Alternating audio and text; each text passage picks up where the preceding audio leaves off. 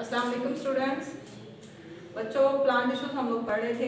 Plant tissues में मैंने आप लोगों को पढ़ाया था कि दो तरह के प्लांट टिश्यूज होते हैं। एक सिंपल प्लांट टिश्यूज होते हैं, दूसरे कॉम्प्लेक्स एंड कंपाउंड होते हैं। सिंपल की तरफ हम आए थे। सिंपल टिश्यूज मैंने आपको बताया था, इसमें एक ही टाइप के सेल्स होते हैं इन टिश्यूज के अंदर। और फिर सिंपल टिश्यूज की दो तरह की आगे कैटेगरीज होती हैं। मेरिस्टेमेटिक टिश्यूज होते हैं एंड देन परमानेंट टिश्यूज होते हैं। मेरिस्टेमेटिक जो टिश्यूज थे उनकी बात की थी कि एपिकल मेरिस्टम हो सकता है, लेटरल मेरिस्टम हो सकता है। आज बच्चों हम लोग बात करेंगे परमानेंट टिश्यूज की। ठीक है, परमानेंट टिश्यूज के बारे में जो है वो उसको आगे एनहांस करेंगे। कल हमने परमानेंट टिश्यूज को स्टार्ट किया था और मैंने आप लोगों को बता दिया था कि परमानेंट टिश्यूज वो वाले टिश्यूज होते हैं जिनके सेल्स जो है वो इलोंगेटेड होते हैं समटाइम्स, और कभी राउंड भी होते हैं, और इनके अंदर एबिलिटी नहीं होती डिवाइड करने की। ठीक है, पीछे जो मेरिस्टेमेटिक टिश्यूज पढ़े थे उनके जो सेल्स हैं उनके अंदर एबिलिटी होती है डिवाइड करने की, जबकि इनके अंदर एबिलिटी नहीं होती डिवाइड करने की। ठीक है, और तीन तरह के मेरिस्टेमेटिक टिश्यूज थे, एपिडर्मल टिश्यूज थे एंड देन जो है वो ग्राउंड टिश्यूज थे। एपिडर्मल टिश्यूज मैंने बताया था आपको एपिडर्मिस में पाए जाते हैं प्लांट्स के, रूट शूट्स लीव्स वगैरह की। और जो ग्राउंड टिश्यूज थे वो मैंने आपको बताया था कि वो पाए जाते हैं प्लांट के अंदर, वहाँ पे जहाँ पे खुराक वगैरह बनती है। मीजो पेरेन्काइमा सेल्स जो है वो उसका पार्ट होते हैं, और मेसोफिल सेल्स जो कि फोटोसिंथेसिस के अंदर इन्वॉल्व होते हैं वो उसका पार्ट होते हैं। आगे उसको स्टूडेंट कंटिन्यू करते हैं। एपिडर्मल टिश्यूज मैंने आपको करवा दिए थे और ग्राउंड टिश्यूज भी हमारे हो गए थे। आज जो है वो सपोर्ट टिश्यूज को हम जो है वो स्टार्ट करेंगे कि सपोर्ट टिश्यूज जो है that is the third category of the permanent tissues. ठीक है, तो ये क्या होते हैं और ये कहाँ पे पाए जाते हैं, इनका क्या रोल होता है, क्या फंक्शन होता है, सबको देखेंगे। सबसे पहले आप लोगों को पता होगा जो सपोर्ट टिश्यूज है ये प्रोवाइड करते हैं स्ट्रेंथ एंड फ्लेक्सिबिलिटी। ठीक है, फ्लेक्सिबिलिटी इस तरह से आपको पता है कि हम लोग अगर प्लांट की एक शूट पकड़े तो उसको ऐसे भी कर लेते हैं जब वो लिविंग होती है। ठीक है, तो उसको ऐसे बेंड कर की फॉर्म में कर लेते हैं तो वो टूटती नहीं है। वो क्यों नहीं टूटती? क्योंकि उसके अंदर फ्लेक्सिबिलिटी होती है। फ्लेक्सिबिलिटी प्रोवाइड करते हैं सपोर्ट टिश्यूज। ठीक है, तो सपोर्ट टिश्यूज जो वो प्रोवाइड करते हैं प्लांट को स्ट्रेंथ और फ्लेक्सिबिलिटी। और इसके अलावा जो सपोर्ट टिश्यूज है वो दो तरह के होते हैं। एक होते हैं कोलेनकाइमा टिश्यूज, ठीक है, और दूसरे होते हैं स्क्लेरेनकाइमा टिश्यूज। सपोर्ट टिश्यूज की फर्दर दो कैटेगरीज हैं, collenchyma tissues and sclerenchyma tissues. Collenchyma देखिए ये बीनथ द एपिडर्मिस इन कॉर्टेक्स। ठीक है, ये एपिडर्मिस कि ये कॉर्टेक्स के अंदर पाए जाते हैं, और कॉर्टेक्स जो है वो एपिडर्मिस के नीचे होती है। अगर आप लोगों को डायग्राम याद हो ना बच्चों, जो मैंने पेज नंबर 79 के ऊपर हमने बनाई थी, लेटरल मेरिस्टम से रिलेटेड थी वो, तो वहाँ पे मैंने ट्रांसवर्स सेक्शन स्टेम का ड्रॉ किया था। ठीक है, स्टेम का मैंने ट्रांसवर्स सेक्शन ड्रॉ किया था। तो उस स्टेम के ट्रांसवर्स सेक्शन के अंदर हमने डिस्कस किया था कि कॉर्टेक्स कहाँ पाया जाता है। सबसे पहले जो है वो बाहर जो है वो आ रहा था कॉर्ड।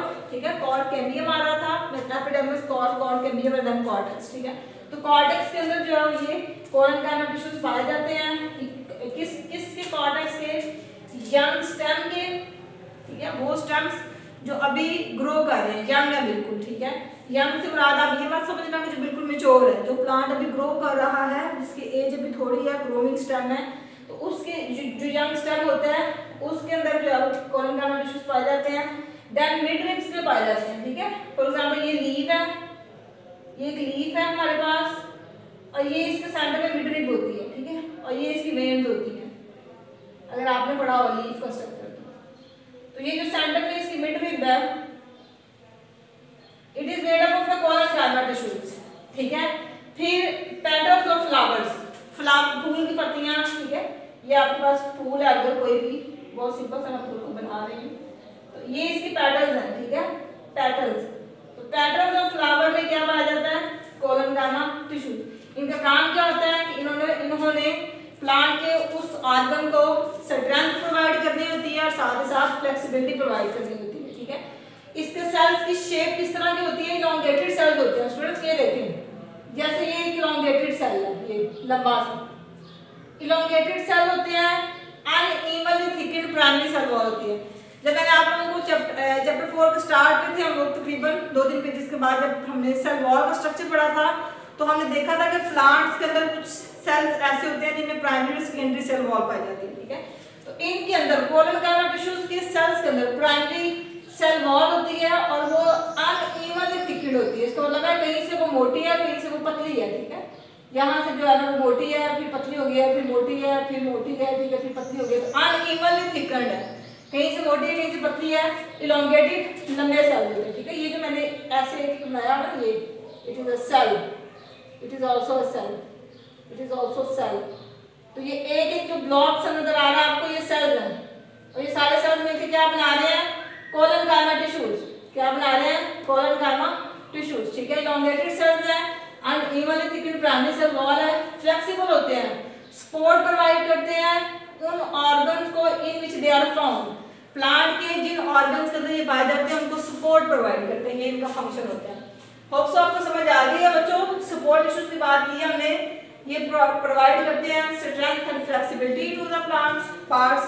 कोलन, इसके दो कैटेगरीज हैं, कोलेनकाइमा टिश्यूज हैं, स्क्लेरेनकाइमा टिश्यूज हैं।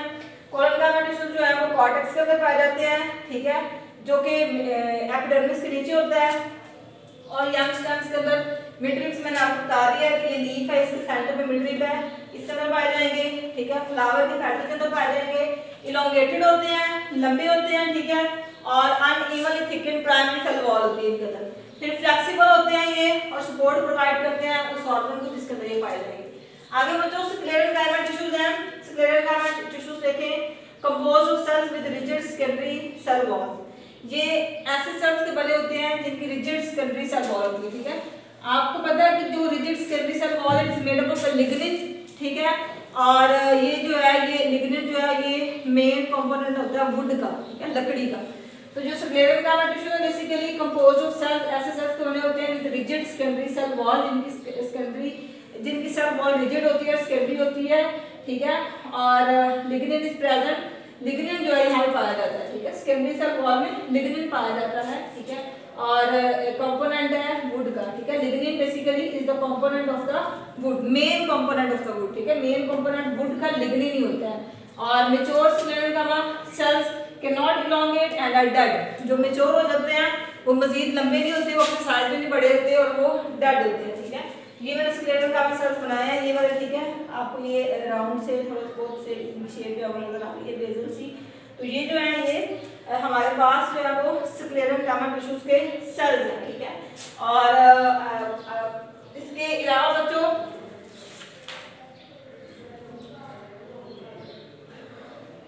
नेक्स्ट जो हमारे पास कंपाउंड कॉम्प्लेक्स टिश्यूज हैं, उनको अगले वाले लेक्चर में हम डिस्कस करेंगे। इसका मैं आपको ओवरव्यू दे देती हूँ। हमने परमानेंट टिश्यूज की बात की आज, ठीक है। परमानेंट टिश्यूज जो है वो कल मैंने आप लोगों को एपिडर्मल टिश्यूज और ग्राउंड टिश्यूज पढ़ाए थे। आज मैंने आप लोगों को सपोर्ट टिश्यूज पढ़ाए हैं। सपोर्ट टिश्यूज जो है वो दो तरह के होते हैं, कोलेनकाइमा टिश्यूज और स्क्लेरेनकाइमा टिश्यूज। ये इनके डायग्राम्स हैं, ठीक है। और इसके अलावा इनकी जो डिस्क्रिप्शन मैंने आपको बताई है, आपने उसको एज इट याद करना है। इसको डायग्राम जो है वो बहुत ज़्यादा इसकी इंपॉर्टेंट नहीं होती, लेकिन अगर जो है वो परमानेंट टिश्यूज के ऊपर या अगर जो है वो सपोर्ट टिश्यूज के ऊपर नोट आ जाता है तो फिर आपने डायग्राम्स बनानी है इसकी, ठीक है। ये वाली और ये लेबलिंग ऐसा कोई नहीं है इसकी, बस याद रखना आपने इलोंगेटेड टिश्यूज होते हैं। और इन जो ये जो सेल्स हैं स्क्लेरेनकाइमा सेल्स इनको कहा जाता है, और इनके अंदर लिग्निन पाया जाता है, ठीक है। और ये वुड जो है वो बनाते हैं। तो यहाँ तक आपने याद करना है। कल इंशाल्लाह हम लोग आगे कॉम्प्लेक्स कंपाउंड्स पढ़ेंगे। अपना ख्याल रखिएगा, अल्लाह हाफिज़। ओके जी बेटा, आज हम जो है ना केमिस्ट्री का चैप्टर नंबर 6 जो है ना स्टार्ट करेंगे, जो कि है सोल्यूशन के बारे में। सबसे पहले हम देखते हैं कि सोल्यूशन क्या होता है। सोल्यूशन जो है ना दो या दो से ज़्यादा जो आपके पास कंपाउंड होते हैं उनका होमोजेनियस मिक्सचर जो होता है ना उसे हम सोल्यूशन कहते हैं, ठीक है जी। फॉर एग्जांपल कि जहाँ पे हमारे पास जो है ना ये वाला देखें जी, सी वाटर है, ये वाला हमारे पास जो है ना वो लिक्विड का मिक्सचर है, ठीक है। और इसके बाद हमारे पास जी एयर है, तो ये वाला गैशियस का जो है ना हमारे पास जो है ना वो सॉल्यूशन है, ठीक है। और उसके बाद हमारे पास है अलाय जो है ना ये वाला हमारे पास किसका सॉल्यूशन है, सॉलिड का, ठीक है। तो जो सॉल्यूशन होता है वो क्या होता है, दो या दो से ज़्यादा जब हमारे पास होमोजेनियस मतलब कि एक गैस है, ठीक है ना, जिस तरह सी वाटर है, ठीक है ना, एयर है। एयर जो है ना मुख्तलिफ गैसों का हमारे पास जो है ना मजमू आती है, ठीक है। तो ये वाला हमारे पास यानी एक जैसी चीज़ें जो है ना वो हमारे पास होनी चाहिए। अब यहाँ पे देखें कि एयर है इसके अंदर जो है ना हमारे पास ऑक्सीजन भी होगी, इसके अंदर नाइट्रोजन भी होगी, इसके अंदर कार्बन भी होगी, ठीक है। ये वाले हमारे पास जो है ना अलाय है।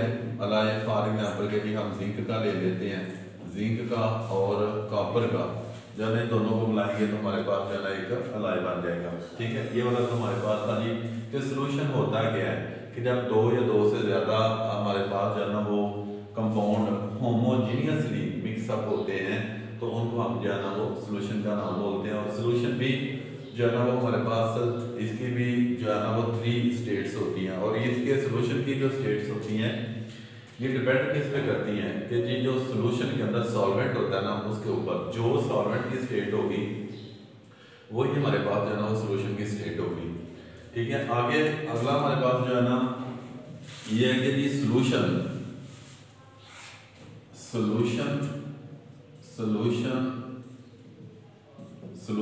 और हमारे पास जो है जी कि इम्प्योर, हाँ जी, प्योर कंपाउंड के दरमियान क्या डिफरेंस होता है। हाँ जी, सोल्यूशन और प्योर कंपाउंड के दरमियान जो है ना क्या डिफरेंस होता है। अगर तो सोल्यूशन को जो हमारे पास है वो उसको एवेपोरेट करने से अगर हमारे पास कंटेनर के अंदर जो है ना वो कुछ भी बाकी नहीं बचेगा तो वो कंपाउंड जो होगा ना उसे हम जो है ना वो प्योर वाटर का जो है ना वो कंपाउंड करेंगे। इसकी एग्जांपल हम लेते हैं जी फ्रेश वाटर जो होता है, ठीक है। फ्रेश वाटर लेंगे तो हमारे पास जो है जब हम इसको एवेपोरेट करेंगे तो हमारे पास जो है ना वो कंटेनर के अंदर कुछ भी बाकी नहीं बचेगा, और ऐसे कंपाउंड को हम जो है ना वो क्या कहते हैं, प्योर कंपाउंड कहते हैं। दूसरी तरफ हमारे पास ये सोल्यूशन है।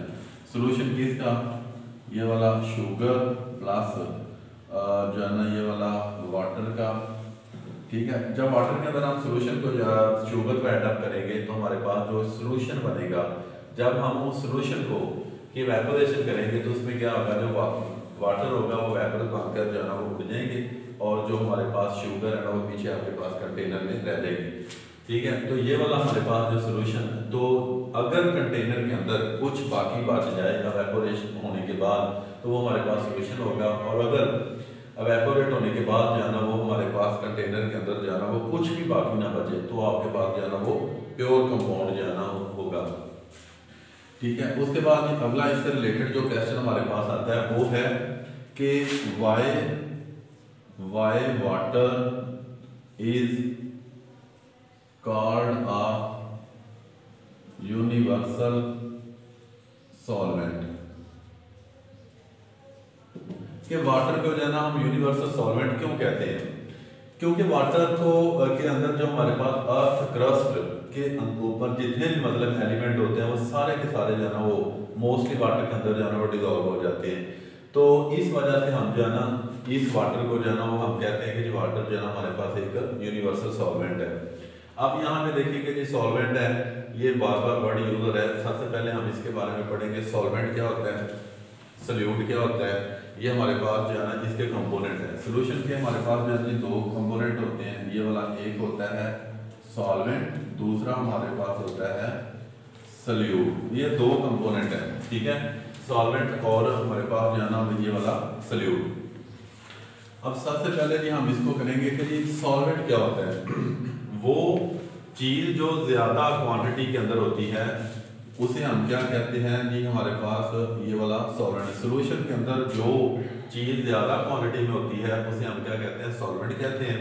और सोल्यूशन के अंदर जो चीज हमारे पास जो है ना वो लेसर क्वांटिटी में होती है उसे हम जो है ना वो सॉल्यूट कहते हैं। अब हम इसकी एक एग्जांपल लेते हैं जी। यहाँ पे देखें हमारे पास जो है ना ये वाला शुगर है, शुगर प्लस वाटर, तो ये हमारे पास क्या बन गया, हमारे पास बन गया जी सोल्यूशन, ठीक है। ये हम एक कंटेनर लेते हैं, ठीक है, यहाँ तक ये वाला आपके पास जो है ना वो वाटर है, ठीक है।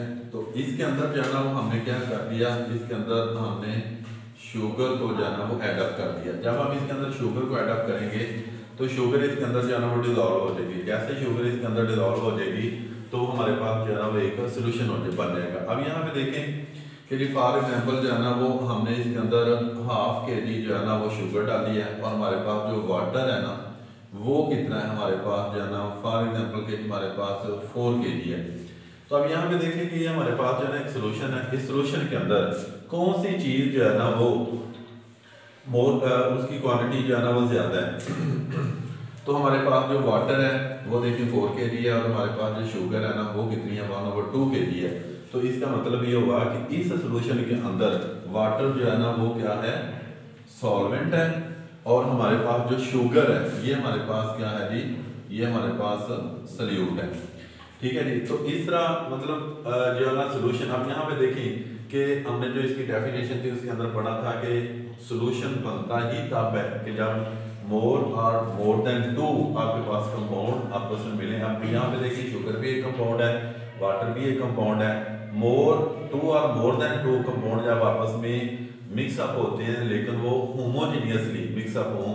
अब यहाँ पे देखिए शुगर इसके अंदर आके डिजॉल्व हो गया, तो ये वाला हमारे पास क्या हो जाएगा, ये वाला हमारे पास एक सोल्यूशन बन जाएगा। ठीक है। अब इसके बारे में अगला जो टॉपिक हमारे पास है वो है जी सॉल्यूशन से रिलेटेड कि एक्वस सॉल्यूशन क्या होता है। एक्वस सॉल्यूशन कि जब कोई किसी चीज को हम जो है ना वाटर के अंदर डिजॉल्व करते हैं तो उससे बनने वाला जो सॉल्यूशन होता है उसे हम क्या कहते हैं कि ये वाला हमारे पास एक्वस सॉल्यूशन है। इसकी एग्जांपल हम वही अगेन जो है ना वो लेते हैं जी। यहाँ पे हमारे पास जो है ना वो शुगर है, वाटर है, ये मिक्स टू आपके पास क्या बन जाएगा जी, ये वाला सॉल्यूशन बन जाएगा। ठीक है। दोबारा हम वही कंटेनर इसके हम लेते हैं। ठीक है। ये हमारे पास जो है ना वो वाटर है, इसके अंदर जो है ना हमने जो है ना वो शुगर को डिजॉल्व करवा दिया। ठीक है। अब जब शुगर इसके अंदर आएगी, ये वाला जो है ना शुगर इसके अंदर आएगी तो ये इसके अंदर डिजॉल्व हो जाएगी। ठीक है। तो वो कहते हैं कि ऐसा सॉल्यूशन जो वाटर के मिक्सअप होने से बनता है उसे हम क्या कहते हैं, जो हमारे पास एक्वस सॉल्यूशन है। अब यहाँ पे देखें एक्वस सॉल्यूशन के अंदर ये वाला जो शुगर है ये वाला क्या है, हमारे पास सॉल्यूट है, और वाटर हमारे पास क्या है जी, ये वाला हमारे पास सॉल्वेंट है। ठीक है। अगेन वही वाली बात कि जी जो है ना शुगर वो आपके हमारे पास जो है ना वो लेसर क्वांटिटी में है, और जो वाटर है ना ये वाला हमारे पास मोर है। ठीक है। तो जो चीज़ लेसर क्वांटिटी में होती है उसे हम सॉल्यूट कहते हैं, और जो चीज़ हमारे पास जो है ना वो ज़्यादा मिकदार में होती है उसे जो है ना वो हम सॉल्वेंट कहते हैं। तो ऐसा सॉल्यूशन जिसका सॉल्वेंट वाटर हो, ठीक है, तो उस सॉल्यूशन को हम क्या कहते हैं, उस सॉल्यूशन को हम कहते हैं, ये वाला हमारे पास एक्वस सॉल्यूशन है। ठीक है। तो हमारे पास जो है ना ये वाला यहाँ पे देखें कि ये जो हमारे पास एग्जांपल हमने ली है इसके अंदर वाटर जो है ना वो एज ए सॉल्वेंट के तौर पर काम करेगा, और शुगर यहाँ पे जो है ना वो सॉल्यूट के तौर पर काम करेगी। तो ये वाला जो सॉल्यूशन है वाटर और हमारे पास शुगर का, इस सॉल्यूशन को हम क्या कहेंगे, एक्वस सॉल्यूशन कहेंगे। ये वाला जी आपके पास जो है ना आज हमने 4 डेफिनेशन पढ़ी है। सॉल्यूशन क्या होता है कि 2 या 2 से ज़्यादा जब कंपाउंड आपस में होमोजेनियसली मिक्सअप होते हैं तो उससे जो हमें प्रोडक्ट हासिल होती है वो हमारे पास जो है ना सॉल्यूशन होती है। फिर हमारे पास था कि सॉल्यूशन भी इसकी भी 3 स्टेट होती हैं, लेकिन इसकी स्टेट जो होती हैं वो डिपेंड किस पे करती हैं, सॉल्वेंट के ऊपर। जो स्टेट जो है ना वो सॉल्वेंट की होगी वही जो है ना वो आपके पास सॉल्यूशन की स्टेट होगी। फिर उसके बाद हमने पढ़ा कि water as a universal solvent इसको क्यों कहते हैं, क्योंकि वाटर जो है ना अपने अंदर तमाम की तमाम चीज़ें जो आती हैं ना अर्थ क्रस्ट के ऊपर उनको अपने अंदर जो है ना ये डिजॉल्व कर लेता है, इसलिए इसको जो है ना हम कहते हैं कि water is used as a universal solvent. उसके बाद फिर हमने ये पढ़ा कि एक्वस सॉल्यूशन क्या होता है, ऐसा सॉल्यूशन जिसका सॉल्वेंट जो होता है ना वो हमारे पास वाटर होता है, लिक्विड फॉर्म में होता है, उसे हम क्या कहते हैं, ये वाला हमारे पास जो है ना वो एक्वस सॉल्यूशन है। उसके बाद हमने जो कंपोनेंट थे इसके जो पार्ट्स थे सॉल्यूशन के उनके बारे में डिस्कस किया। वो हमारे पास कौन कौन से 2 पार्ट्स हैं जी, एक हमारे पास सॉल्वेंट है, एक हमारे पास जो है ना वो सॉल्यूट है। तो जो सॉल्यूशन के अंदर जो चीज़ ज़्यादा क्वांटिटी में होती है उसे हम जो है ना वो सॉल्वेंट कहते हैं, और जो चीज़ सॉल्यूशन के अंदर कम मिकदार में होती है उसे हम क्या कहते हैं, सॉल्यूट कहते हैं। ठीक है जी। अब यहाँ पे देखेंगे कि हमारे पास जो है ना अगर आए डिफाइंड सॉल्यूट तो तभी आप एग्जाम्पल यही कह सकते हैं, इस किस्म के अंदर जो है ना जो हमारे पास सॉल्यूट है वो शुगर सॉल्यूट है और वाटर हमारे पास जो है ना वो सॉल्वेंट है, यही एग्जाम्पल दें। और अगर वो सॉल्वेंट का पूछता है अभी आपने एग्जाम्पल देनी है तो अब फिर आप जो है ना वो ईस्ट को भी आप ऐड अप कर सकते हैं, या आप जो है ना शुगर की जगह पे आप जो है ना वो नमक मतलब सोडियम क्लोराइड को लगा दें, या जो हम नमक घरों में यूज़ करते हैं, तो अगर उसको वाटर के अंदर यूज़ करेंगे वो भी वाटर के अंदर डिजॉल्व हो जाएगा, तो फिर हमारे पास जो है ना सोडियम क्लोराइड क्या होगा, सोल्यूट होगा, और जो वाटर हमारे पास है ये वाला क्या होगा, सॉल्वेंट, दोनों को मिक्सअप करने से हमारे पास सोल्यूशन बन जाएगा। ओके जी, ये वाला हमारे पास था, इसको आपने याद भी करना है और होमवर्क भी करना है। नेक्स्ट वीक हम इसकी जो है ना वो टाइप्स के बारे में पढ़ेंगे। ओके, अल्लाह।